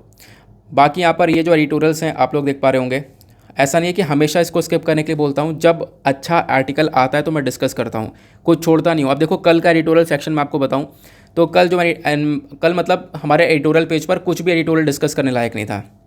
कल मैंने डिस्कस भी नहीं किया था। पॉलिटिकल वाले एडिटोरियल आपको देखने को मिल रहे थे, पॉलिटिक्स से संबंधित थे, पॉलिटिकल पार्टी से संबंधित थे। अब होता क्या है, वो एडिटोरियल में डिस्कस नहीं करता हूँ, उसकी जगह मैंने फिर हिंदुस्तान टाइम्स का डिस्कस कर लिया था। अब देखो जब काम का मिला नहीं ना तो मुझे दूसरे न्यूज़पेपर पर जाना पड़ता है, क्योंकि ओपिनियन वाला पेज काफ़ी अच्छा होता है, जो ऑथर्स होता है उनका ओपिनियन जानने को मिलता है। जैसे आज भी यहाँ पर ये आर्टिकल मिला इकलौता, मेरे पास थोड़ा सा टाइम बचा और मैं तुरंत यहाँ पे लाइव मिनट की तरफ स्विच किया तो वहाँ पे एक अच्छा आर्टिकल मिला एडटेक इंडस्ट्री को लेकर, तो मैंने उसको इंक्लूड कर लिया, तो इसमें बेनिफिट ही मिल रहा है ना। तो यहाँ पर टॉपिक आपके लिए रेलिवेंट होना चाहिए। एडिटोरियल तो आते रहते हैं, मतलब जो न्यूज़ है ध्यान रखना, एडिटोरियल पर्टिकुलर न्यूज़ के ऊपर ही छापा जाता है। जैसे अभी रिसेंटली वर्ल्ड पॉपुलेशन प्रॉस्पेक्टस आया है, जहाँ पे दुनिया भर की जनसंख्या को लेकर एक डेटा बताया है कि भारत जो है आने वाले टाइम पर चाइना को ओवरटेक कर देगा 2023 तक। कितनी बार डिस्कस कर चुका हूँ, आपको याद दिला दूँ कि मैंने जुलाई के मंथ में काफ़ी बार डिस्कस किया है, अभी थोड़े दिनों पहले डिस्कस किया है, ये आर्टिकल फिर से आया है। तो मतलब जो भी इशू है उसको लेकर ये आर्टिकल आया है। कोई बात नहीं, मैं डिस्कस कर रहा हूँ इसे। मैं आपको बताना चाहता हूँ कि कल वो जो एडिटोरियल पेज मैंने डिस्कस नहीं किया था उसमें काफ़ी सारे पॉलिटिक्स से भरी हुई चीज़ें थी। फिर यहाँ पर एक दो कमेंट मैंने देखे कि एडिटोरियल डिस्कशन नहीं किया तो था मैंने दूसरे न्यूज़पेपर से उठा लिया आर्टिकल। जो रेलेवेंट है वो डिस्कस किया जा रहा है, ध्यान रखना। अगर कुछ इंपॉर्टेंट आ रहा है तो डेफिनेटली मैं उसको नहीं छोड़ूंगा, आप लोग बिल्कुल बेफिक्र रहो। और अच्छी बात यह है कि हम लोग दूसरे न्यूज़पेपर्स के एडिटोरियल भी कवर कर रहे हैं। एडिटोरियल एक अच्छा पोर्शन होता है, इंपॉर्टेंट पोर्शन होता है, लेकिन आप न्यूज़ आर्टिकल्स को स्किप नहीं कर सकते। मैं बराबर टाइम देता हूँ एडिटोरियल को भी और न्यूज़ आर्टिकल को भी, दोनों में एक बैलेंस्ड अप्रोच हम लोग रखते हैं। तो आज बेसिकली दो आर्टिकल हमारे पास आपको दो एडिटोरियल देखने को मिलेंगे। नंबर 1 ये वाला है और दूसरा लाइव मिनट का लेंगे। चलो पहले हम लोग इसी को डिस्कस कर लेते हैं यहाँ पर क्या है, फिर उसके बाद में मैं आपको मेंस का क्वेश्चन बताऊँगा कि आज का मेंस का क्वेश्चन आपको क्या लिखना है। यहाँ पे आर्टिकल के अंदर जो ये ऑथर है दो देखने को मिलेंगे, इन दोनों ने मिलकर इस आर्टिकल को लिखा है, इस एडिटोरियल को लिखा है। अब ये बात करते हैं किस चीज़ के बारे में, वर्ल्ड पॉपुलेशन प्रॉस्पेक्टस के बारे में। अब रिसेंटली यहाँ पर ये रिपोर्ट आती है यूनाइटेड नेशन के थ्रू, यहाँ पे बताया गया जनसंख्या को लेकर जो भी डेटा है उसके बारे में। तो पहले मैं आप लोगों को इस रिपोर्ट के बारे में बताता हूँ, फिर उसके बाद में मैं आपको ऑथर के सारे पॉइंट ऑफ व्यूज़ बताऊँगा। देखो इस रिपोर्ट का जो साल 2022 का एडिशन है ना, इसके अकॉर्डिंग बात करें तो यहाँ पे बोला जा रहा है कि इंडिया जो है वो चाइना को सरपास कर देगा। इंडिया जो है साल 2023 के एंड तक चाइना को पीछे छोड़ देगा दुनिया की सबसे ज़्यादा जनसंख्या वाली कंट्री के मामले में। तो आज के टाइम पर दुनिया की सबसे ज़्यादा जनसंख्या चाइना के अंदर है, लेकिन जल्दी इंडिया इसको रिप्लेस करने वाला है। अब पहली बात ये ध्यान हो गया। फिर उसके बाद में क्या बताया गया इस रिपोर्ट की कुछ फाइंडिंग्स। रिपोर्ट ने यहाँ पर यह बोला कि देखो जो जनसंख्या है वो ग्रो तो हो रही है, लेकिन ग्रो होने का जो रेट है वो बहुत धीरे है। यानी कि पॉपुलेशन जो है दुनिया भर की वो लगातार इंक्रीज़ हो रही है, लेकिन बहुत धीमी गति से इंक्रीज़ हो रही है। और जो दुनिया भर की पॉपुलेशन है ना वो 2030 तक 8.5 बिलियन के आसपास पहुंच जाएगी, 2050 तक ये 9.7 बिलियन के आसपास, और 2100 तक 10.4 बिलियन के आसपास यहाँ पर ये जनसंख्या पहुँचने वाली है, ऐसा बोला गया। और फिर उसके बाद में ऑथर और क्या मेंशन करते हैं, ऑथर मेंशन करते हैं कंट्रीज़ के बारे में। जब आप लोग देखोगे ना तो आने वाले टाइम पर किन किन देशों के अंदर सबसे ज़्यादा जनसंख्या बढ़ने वाली है, तो वो है democratic Republic of Congo, Egypt, Ethiopia, India, Nigeria, Pakistan, Philippines और आपको यूनाइटेड रिपब्लिक ऑफ तंजानिया भी देखने को मिल जाएगा। मतलब जो लीस्ट डेवलपिंग कंट्रीज़ हैं जहाँ पर विकास काफ़ी कम है वहाँ पर आपको जनसंख्या बढ़ती हुई नजर आएगी, ऐसा यहाँ पर मेंशन किया जाता है। क्लियर हो गया। चलो आगे आते हैं। अब ऑथर मेंशन करते हैं कुछ चीज़ों के बारे में। डेमोग्राफिक डिविडेंड सी चेंज के बारे में बताते हैं कि यहाँ पर एक सबसे बड़ा चेंज आपको क्या देखने को मिलेगा। चेंज यहाँ पर यह है कि जो टोटल फर्टिलिटी रेट है पहले के कंपैरिजन में वो काफ़ी हद तक कम हो चुका है। टोटल फर्टिलिटी रेट क्या है, टोटल फर्टिलिटी रेट का मतलब यह है कि एक वुमेन कितने बच्चों को जन्म दे रही है, तो वो रेट यहाँ पर आपको देखने को मिलेगा। एक टाइम पर बहुत अच्छा हुआ करता था, मतलब बहुत ज़्यादा हुआ करता था, आज के टाइम पर ये थोड़ा सा कम हो गया है। एक सेकंड में रेट लिख के लाया था, वो आपको ये देखने को मिलेगा। एक टाइम पे जो टोटल फर्टिलिटी रेट है ना वो यहाँ पे 5.4 के आसपास हुआ करता था, यानी एक वुमेन 5.4 बच्चों को जन्म दे रही थी। 1972 के आसपास की बात है, जो कि अभी के टाइम पर ये 2.1 के आसपास हो गया है। तो फर्टिलिटी रेट ऑब्वियस ही बात है काफ़ी कम हुआ है। अब बात की जा रही है डेमोग्राफिक डिविडेंड के बारे में। मतलब देखो यहाँ पर बोला जा रहा है कि एक सबसे बड़ी जो पॉपुलेशन आपको देखने को मिलती है हमारे कंट्री के अंदर, वो आपको यूथ पॉपुलेशन देखने को मिलेगी। जो जवान लोग हैं वो आपको बहुत सारे लोग देखने को मिलेंगे, लेकिन पिछले 70 सालों के अंदर जो शेयर है वर्किंग एज पॉपुलेशन का वो भी बढ़ रहा है। वर्किंग एज पॉपुलेशन ऑब्वियस सी बात है वही, यानी कि जो लोग काम कर रहे हैं, जिनके अंदर काम करने की क्षमता है, उनकी जनसंख्या पिछले 70 सालों में 50 से 65% तक हो गई है, यानी वर्किंग एज पॉपुलेशन इंक्रीज़ हुई है। अब इंडिया के पास में करंट टाइम पे बहुत बड़ा यूथ पॉपुलेशन है, जवान लोग हैं। हमारे पास में एक बहुत बड़ा वर्क फोर्स भी देखने को मिलेगा, यानी काम करने वाले लोग हैं। आने वाले 25 सालों के अंदर जो हमारा वर्किंग एज ग्रुप पर्सन है ना, ये इंडिया के अंदर आपको देखने को मिलेगा एक बहुत बड़ा ग्रुप बन जाएगा, क्योंकि अभी भी बहुत सारे जवान लोग हैं जो कि आने वाले टाइम पर और ज़्यादा यहाँ पर जवान होने वाले हैं, मतलब थोड़ी सी कम उम्र के हैं जो कि और ज़्यादा जवान होंगे। तो आने वाले कुछ टाइम पे हमारी जो यूथ पॉपुलेशन है वो और ज़्यादा बढ़ने वाली है, ऐसा ऑथर मेंशन करते हैं। लेकिन यहाँ पे कुछ परेशानियाँ भी हैं। परेशानियाँ ये है कि इंडिया का जो लेबर फोर्स है ना, यानी ये जो वर्किंग एज की बात कर रहे हैं, अब यहीं पर लेबर फोर्स की बात हो जाती है। तो लेबर फोर्स है, इसमें कुछ दिक्कतें हैं। दिक्कत यह है कि जो काम करने वाले लोग हैं, वर्किंग एज जनसंख्या जो लगातार बढ़ रही है, इसके अंदर वेमेन का एब्सेंस देखने को मिलेगा। वेमेन का रोल बहुत ही ज़्यादा कम है यहाँ पर, क्योंकि वेमेन को क्वालिटी एजुकेशन नहीं मिल पा रही है, प्रॉपर स्किल्स प्रोवाइड नहीं कर पा रहे हैं। तो यहाँ पर जो मॉडर्न टाइम पे जॉब मार्केट है, उसमें यहाँ पर जो वेमेन है वो आप कह सकते हो कि बराबर क्या नहीं रह पा रही हैं, जिसकी वजह से वेमेन काफ़ी पीछे देखने को मिलेंगी। क्लियर हो गया। फिर यहाँ पे और क्या मेंशन किया जाता है, एक दूसरा दिक्कत वाली बात यहाँ पर यह है कि जब हम लोग बात करते हैं इंडिपेंडेंट इंडिया की, तो इंडिपेंडेंट इंडिया जो है एक मेल डोमिनेंट सेक्स रेशो के अंदर देखने को मिलता है, जैसा कि यहाँ पर आर्टिकल के अंदर मेंशन किया गया है। तो मेल डोमिनेंट सेक्स रेशो का मतलब यह है कि आपको यहाँ पे आदमियों की संख्या ज़्यादा देखने को मिलेगी as compare to the female. तो 1951 के अंदर जो हमारा देश है, इसके अंदर जो सेक्स रेशियो था ना, वो लगभग आपको 946 फीमेल्स पर 1000 मेल्स का देखने को मिलेगा। मतलब कि अगर 1000 आपको आदमी देखने को मिल रहे हैं, तो 1000 आदमी के बदले में आपको 946 मेल्स देखने को मिल रही हैं। 1000 मेन पर 946 फीमेल्स आपको देखने को मिल जाती हैं, ऐसा बोला गया। लेकिन क्या हुआ, ये चीज़ें भी काफ़ी हद तक रुक जाती हैं, और यहाँ पे आज के टाइम पर आप कह सकते हो मतलब ये और कम हो जाता है। अभी क्या है, अभी हम लोग अगर 2022 का देखें, 2011 के अंदर जो सेक्स रेशियो देखा गया था, तो वहाँ पर 1000 फीमेल्स के ऊपर लगभग 1000 मेल्स के ऊपर 943 फीमेल्स देखने को मिला करती थी। तो यहाँ पे बोला यह जा रहा है कि इंडिया का एक कंसर्न वाली बात यहाँ पर यही है कि जब भी आप लोग सेक्स रेशियो देखते हो, तो मेल आपको ज़्यादा देखने को मिलेंगे as compare to the female, क्योंकि यहाँ पर चॉइस ही कुछ इस प्रकार से रखी गई है ना। यहाँ पे आप देख पाओगे इसके पीछे काफ़ी सारी प्रॉब्लम्स हैं। एक डिमांड रहती है, एक डिज़ायर रहती है कि हमेशा कि ये लड़का हो, लड़के का बर्थ हो, है ना, लड़का पहले हो। तो ये डिज़ायर सभी लोग की देखने को मिल जाती है। ये भी एक बहुत बड़ा कारण यहाँ पर ऑथर मेंशन करते हैं, जिसकी वजह से मेल डोमिनेंट सोसाइटी आपको इंडिया में देखने को मिल जाती है। क्लियर हो गया। बाकी अगर हम लोग लाइफ एक्सपेक्टेंसी की बात करें, तो अब यहाँ पर ऑथर ना कुछ प्रॉब्लम्स के बारे में बताते हैं कि कंट्री में पॉपुलेशन को लेकर क्या क्या दिक्कतें देखने को मिल रही हैं। अब बेसिकली हम लोग इस वाले पैरा पर हैं, इस वाले पैरा को पूरा कवर करेंगे। जो लाइफ एक्सपेक्टेंसी है बर्थ की, यानी कितना इंसान यहाँ पर जिएगा, वो एक सबसे इम्पॉर्टेंट चीज़ होती है किसी भी देश के अंदर। तो ये जो लाइफ एक्सपेक्टेंसी है, इसको जब आप लोग देखोगे तो पिछले कई सालों में यहाँ पे अलग अलग कैटेगरी के अंदर बहुत बड़े बदलाव हुए हैं। एग्जाम्पल ये है कि जब हम लोग मोटिलिटी रेट को देखते हैं, यानी कि मान लो जो इन्फेंट मोटिलिटी रेट है, यानी कि बच्चा पहले पैदा हुआ करता था और पैदा होने के बाद में मतलब बच्चा पैदा होते ही यहाँ पर मर जाना, उसको हम लोग बोलते हैं इन्फेंट मोटिलिटी। तो इन्फेंट मोटिलिटी रेट हमारे देश में थोड़ा सा कम हुआ है। 1951 में ये जो रेट है ना, ये लगभग आप कह सकते हो कि 133 के आसपास हुआ करता था, लेकिन ये कम होकर 2020 में 27 के आसपास पहुँचा। तो ये इन्फेंट मोटिलिटी रेट कम हुआ, प्लस जो अंडर 5 मोटिलिटी रेट, यानी 5 साल से कम उम्र के अंदर बच्चे की मृत्यु हो जाना, तो ये जो अंडर 5 मोटिलिटी रेट है ये भी कम हुआ है। ये एक टाइम पर बहुत ज़्यादा हुआ करता, 2000 के आसपास हुआ करता था, जो कि कम होकर 250 के आसपास पहुंचा। तो ये चीज़ें तो यहाँ पर थोड़ी बहुत इम्प्रूव हुई हैं। लेकिन उसके बाद प्रॉब्लम आज के टाइम पर वेमेन के अंदर देखने को मिल जाएगी एनीमिया को लेकर। इंडिया के अंदर हर दूसरी वेमेन जो है ना, वो एनीमिया से सफ़र कर रही है। एनीमिया क्या, यानी कि उनके बॉडी के अंदर ब्लड की काफ़ी बड़ी कमी है, आयरन की काफ़ी बड़ी कमी देखने को मिल जाएगी। बाकी इंडिया के अंदर एक और बहुत बड़ी प्रॉब्लम है, वो है हंगर को लेकर। अगर आप लोग ग्लोबल हंगर इंडेक्स की रिपोर्ट देखते हो ना, तो रिसेंट वाली रिपोर्ट के अंदर हमने देखा 116 में से भारत की रैंक 101 आई है, 101। तो काफ़ी बुरी रैंक है। हालांकि ऑथर मेंशन करता है कि भारत के पास में ऑलरेडी इतने सारे स्कीम्स हैं।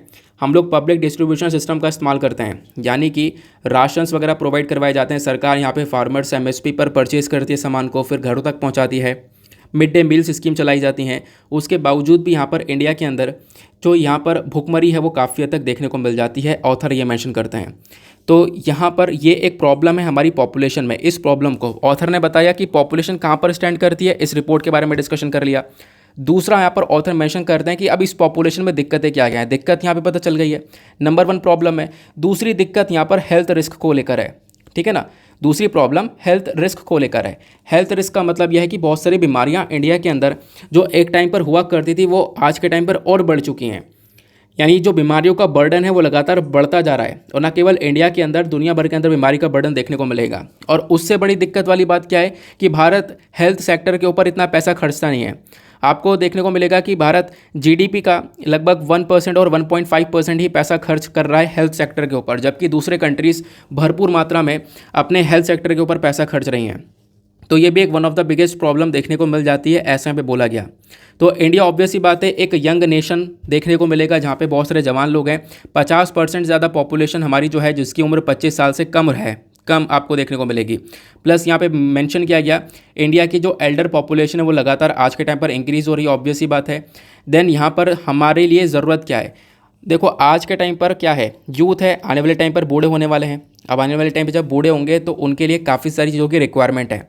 फोकस हमें करना चाहिए कि आप इन्वेस्टमेंट करो ह्यूमन की हेल्थ के ऊपर, उसके बाद में आप इन्वेस्टमेंट करो जो पॉपुलेशन की एजिंग हो रही है, जो बूढ़े हो रहे हैं उनके ऊपर, उनकी हेल्थ के ऊपर, सोशल वेलफेयर के ऊपर, इंफ्रास्ट्रक्चर के ऊपर। मैसिव इन्वेस्टमेंट करो क्वालिटी एजुकेशन के ऊपर, ठीक है ना। क्वालिटी एजुकेशन प्रोवाइड करवाओ, हेल्थ प्रोवाइड करवाओ। तो ये जो चीज़ें हैं ये कहीं ना कहीं प्रॉब्लम को रिजॉल्व करती हुई नजर आएंगी।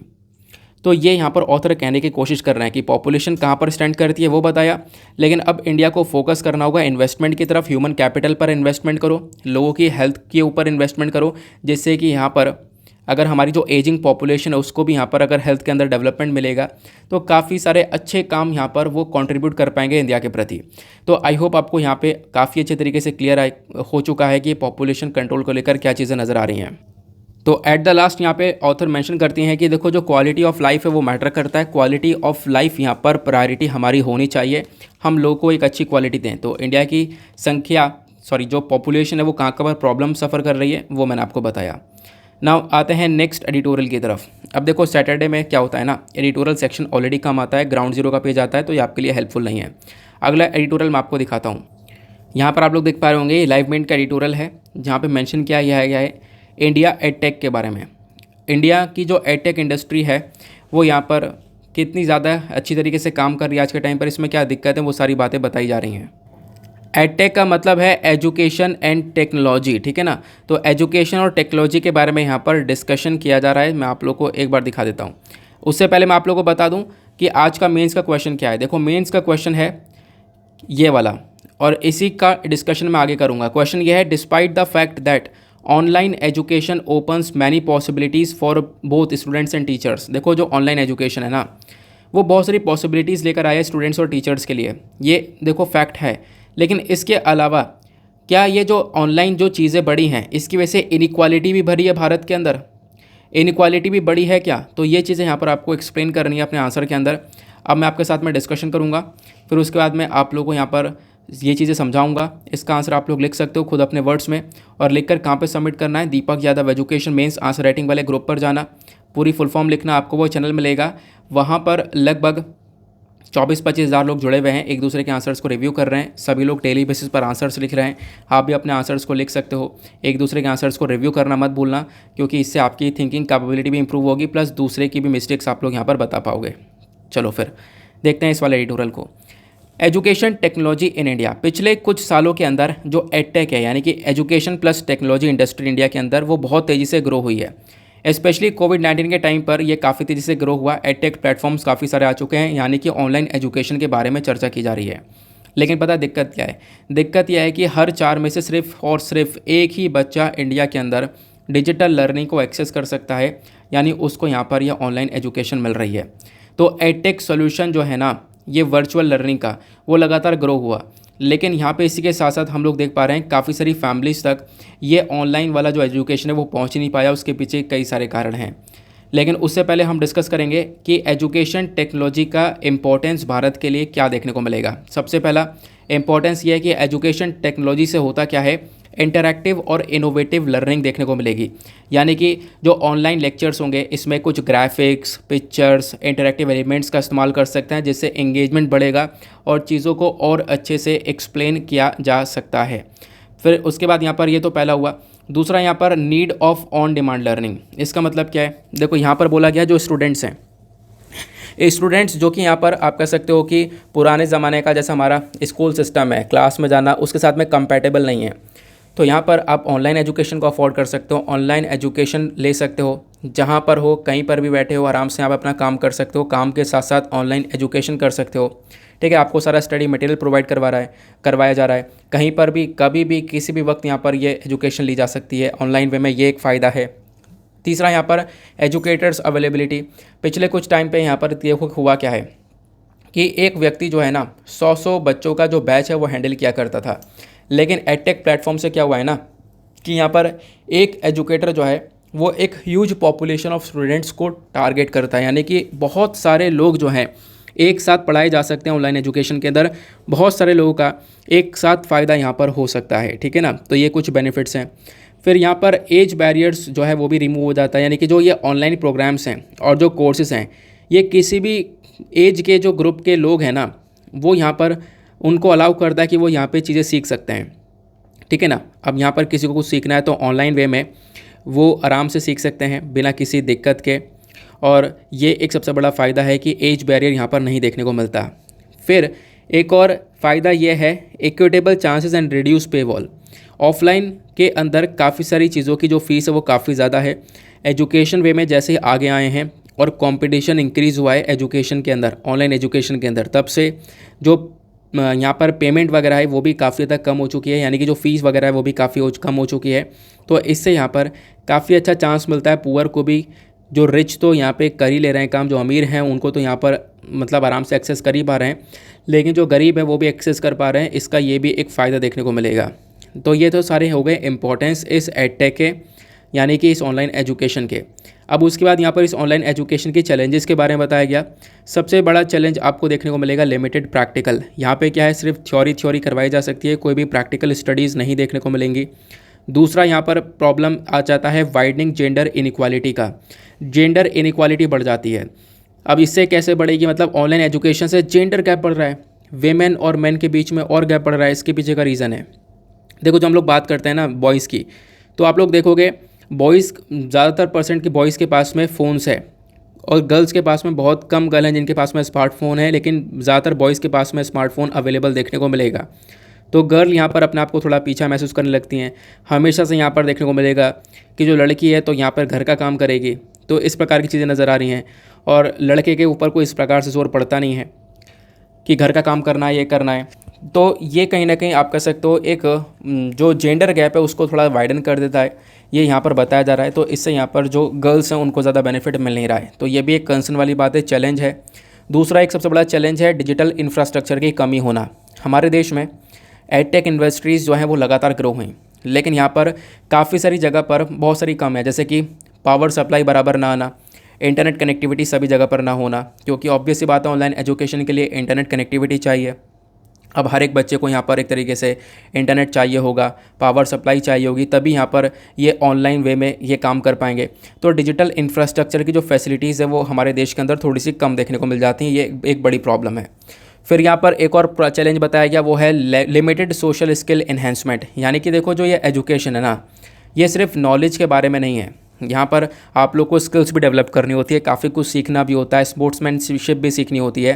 तो यहाँ पर सिर्फ और सिर्फ आपको एक डेटा मिल रहा है, वो डेटा आप लोग पढ़ रहे हो, अपने बॉडी का डेवलपमेंट वगैरह जो करना है वो आपको अलग से करना होता है, जो कि ऑफलाइन चीज़ों के अंदर हम लोग देख पाते हैं, वो यहाँ पे बताया जा रहा है। बाकी एक और बहुत बड़ा चैलेंज एडटेक इंडस्ट्री के अंदर देखने को मिला है, वो है बिजनेसेस माल प्रैक्टिस। यानी कि आज के टाइम पर देखो ना, आप लोग भी देखते होंगे कि एजुकेशन को एक बिज़नेस बना दिया गया है, कंज्यूमर्स को अट्रैक्ट किया जा रहा है, अनफेयर तरीके से मिसलीडिंग एडवर्टीजमेंट करे जा रहे हैं, अनएथिकल ट्रेड चलाया जा रहा है, और यहाँ पर सिर्फ और सिर्फ कोर्सेज़ बेचे जा रहे हैं, सिर्फ और सिर्फ यहाँ पर कोर्सेज़ बेचे जा रहे हैं। वीडियो स्टार्ट होने से पहले प्रमोशन, ख़त्म होने से पहले प्रमोशन, बीच में प्रमोशन, हर जगह पर प्रमोशन कि ये कोर्स इतने रुपए का है, इसमें ये मिल रहा है, वो मिल रहा है। तो इस प्रकार की चीज़ें यहाँ पर की जा रही हैं, लेकिन मिलने के बाद जब आप लोग देखते हो तो जैसा यहाँ पर पहले प्रॉमिसेस किए जाते हैं ये मिलेगा वो मिलेगा, वैसा यहाँ पर देखने को मिलता नहीं है। तो ये कुछ प्रॉब्लम्स यहाँ पर देखने को मिल रही हैं, बिजनेसेस के अंदर कुछ दिक्कतें हो रही हैं, बिज़नेस यहाँ पर बनाया जा रहा है एजुकेशन को, वो भी एक बहुत बड़ी प्रॉब्लम है। अब रिसेंट टाइम में क्या होता है, देखो यहाँ पे जो एडटेक प्रोग्राम्स हैं इंडिया के अंदर, इसको लेकर बहुत सारी चीज़ें यहाँ पे काम करी गई हैं, मतलब कि बहुत सारे स्टेट्स के थ्रू अलग अलग स्टेप उठाए गए। असम के अंदर online career guidance portal start किया गया, झारखंड के अंदर डिजी सेट चलाया गया, हिमाचल प्रदेश के अंदर हर घर पाठशाला चलाया गया, मध्य प्रदेश के अंदर डिजी लैब चलाया गया। तो ये ऑनलाइन एजुकेशनल प्लेटफॉर्म्स को बढ़ावा मिला इन स्टेट्स के अंदर, तो ये एक एग्जाम्पल के तौर पर बताया गया, ठीक है ना। तो आई होप आप लोग यहाँ पर काफ़ी अच्छे समझ चुके होंगे। अब यहाँ पर जो आपका मेंस का क्वेश्चन है उसका आंसर आप आराम से लिख पाओगे कि हाँ, जो ऑनलाइन एजुकेशन है उसने काफ़ी सारी पॉसिबिलिटीज़ ओपन करी हैं स्टूडेंट्स और टीचर्स के लिए, लेकिन साथ ही साथ में कुछ इनइक्वालिटीज़ भी बढ़ी हैं, और वो कैसे बढ़ी हैं इसमें और थोड़ा सा गहराई से जाकर आप लोग अपने आंसर्स को लिख सकते हो। आंसर्स को लिखने के बाद में कहाँ पर सबमिट करना है ऑलरेडी मैं आपको बता चुका हूँ। तो ये था हमारा ओवरऑल डिस्कशन, और साथ ही साथ जैसे ही हम लोग आगे चलेंगे तो देखो ये तो मैंने पूरा एनालिसिस कर लिया है, बाकी वर्ल्ड पेज पर कुछ भी आर्टिकल डिस्कस करने लायक नहीं है। साथ ही साथ में बिजनेस पेज पर भी आप देखोगे तो ये जो आर्टिकल है ना, ये हर महीने कवरेज में आते हैं। तो यहाँ पे आप देख पाओगे बात की जा रही है जो इंडस्ट्रियल ग्रोथ है हमारी, वो थोड़ी सी धीमी होती हुई नज़र आ रही है, इंडस्ट्रियल ग्रोथ कम होती हुई नज़र आ रही है। तो कुछ भी अलग से पढ़ने वाली चीज़ नहीं है यहाँ पर। एक्सपोर्ट्स बढ़ा और इम्पोर्ट और ज़्यादा बढ़ा, तो मतलब यहाँ पर हमारे ट्रेड डेफिसिट चल रहा है। तो देखो पढ़ने वाला कुछ नहीं है इकोनॉमिक सेक्शन पर भी। अब फालतू में यहाँ पे आप लोगों को पढ़ा दूंगा तो आप लोग कहोगे कि सर फालतू में खींच रहे हो लेक्चर को, लेकिन देखो जब भी कुछ अलग से, मतलब इकोनॉमी के अंदर एक चीज़ होती है ना कि जो कॉन्सेप्ट्स होते हैं, कुछ यूनिक से कॉन्सेप्ट्स आ रहे हैं तो उसको पढ़ लिया जाए, उसको रिवाइज़ कर लिया जाए। बट जो कोई कॉन्सेप्ट्स ही नहीं है तो फिर यहाँ पर उसको कवर करना बेकार है। इस वजह से मैंने थोड़ा सा इकोनॉमी के ऊपर आज फोकस नहीं दिया है। जब भी कुछ अच्छा आता है तभी मैं डिटेल से डिस्कस करता ही करता हूँ, ये आप लोगों को पता ही है। अब वोकैब की बात करें तो आज का जो फर्स्ट वोकैब है वो बात करता है इंटरडिक्ट के बारे में। इंटरडिक्ट का मतलब है प्रोहिबिट करना यानी निषेध करना। दूसरा वोकैब आता है शेड, शेड मतलब डिसमिस यानी बर्खास्त करना। तीसरा आता है फियर्स, फियर्स मतलब पावरफुल यानी कि प्रचंड। चौथा वोकैब आता है हडल, हडल मतलब क्राउड या फिर भीड़ लगाना। पांचवा आता है बैंडी, बैंडी मतलब बोर्ड या फिर झुका हुआ। तो ये आपको आज के टोटल 5 वोकैब्स देखने को मिलेंगे जो कि डेली बेसिस पर आप लोग यूज़ कर सकते हो। तो ये था ओवरऑल डिस्कशन। आई होप आपको सारी बातें बहुत अच्छे से क्लियर हो चुकी होंगी। नाउ मिलते हैं आप लोगों से अगले वीडियो में। आज के लिए bye bye, have a nice day, thank you and sorry अभी नहीं, अभी प्रीलिम्स का जो क्वेश्चन है उसका आंसर मैं आपको बता देता हूँ। जो स्टेटमेंट दिए गए हैं, एशियाटिक लायन नेचुरली पाया जाता है इंडिया के अंदर। दूसरा, डबल हम्ड कैमल जो है वो इंडिया के अंदर नेचुरली पाया जाता है। तीसरा, यहाँ पर वन हॉर्न राइनोसोरस जो है वो भी नेचुरली पाया जाता है इंडिया के अंदर। तो इसका करेक्ट आंसर क्या है? देखो इसका करेक्ट आंसर आपको 1 ओनली देखने को मिलेगा। तो जो एशियाटिक लायन है वो आपको नेचुरली इंडिया के अंदर पाया जाता हुआ नज़र आएगा, खासकर गुजरात के गिर फॉरेस्ट रेंज पर। उसके बाद जो ये डबल हम्ड कैमल है ना, ये इंडिया के साथ साथ बाकी सारे देशों के अंदर ही पाया जाता है, चाइना, कजाकिस्तान, तुर्कमेनिस्तान, उज़्बेकिस्तान और अफ़गानिस्तान के कुछ हिस्सों में। और जो वन हॉर्न राइनो है ये भी यहाँ पर इंडिया के अलावा नेपाल वगैरह में भी देखने को मिल जाता है। तो स्टेटमेंट 3 और दूसरा दोनों इनकरेक्ट हैं, पहला स्टेटमेंट यहाँ पर सही है, तो इसका आंसर हो जाएगा ए। क्लियर हुआ? नाउ मिलते हैं आप लोगों से अगले वीडियो में। आज के लिए bye bye, have a nice day, thank you and जय हिंद।